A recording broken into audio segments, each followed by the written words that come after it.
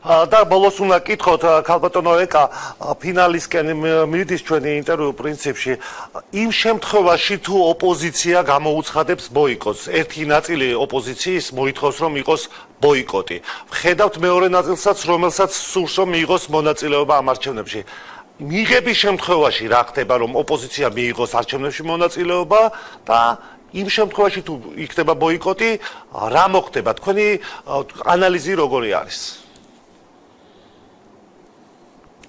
მე ვფიქრობ ისინი მიიღებენ თუ არ მიიღებენ მონაწილეობას ამ არჩევნებში ძალიან დიდი გავლენა ამას პოლიტიკურ პროცესებზე არ ექნება, იმიტომ რომ მათ ბოიკოტი, ასე ვთქვათ, უკვე გამოაცხადეს, როდესაც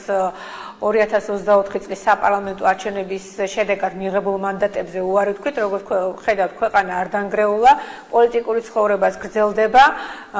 საქართველოს პარლამენტი აგრძელებს მუშაობას და სწორედ ასევე გააგრძელებს საკრებულოები მუშაობას, თუ ისინი არ მიიღებენ მონაწილეობას. ხო, თუ მიიღებენ,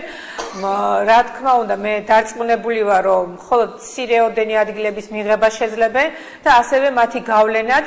მნიშვნელოვანი არ იქნება პოლიტიკურ ცხოვრებაზე. ასე რომ მათ უნდათ მიიღონ, ანუ მიიღებენ ამ არჩევნებში მონაწილეობას, შედეგი იქნება ის, რომ ქვეყანა გააგრძელებს განვითარებას და გააგრძელებს ასევე ადგილობრივ დონეზე ფუნქციონირებას და თუ ასე ვთქვათ ისინი უარს აცხადებენ იმ ხალხის დობის გამართლებაზე რომელიც ჯერ კიდევ ასე ვთქვათ ყავთ მომხრეების სახით ეს უკვე მათი პრობლემა არის და მათი პოლიტიკური ნება არის როგორ მოიქცევიან მადლობა ქალბატონო ეკა ჩართვისთვის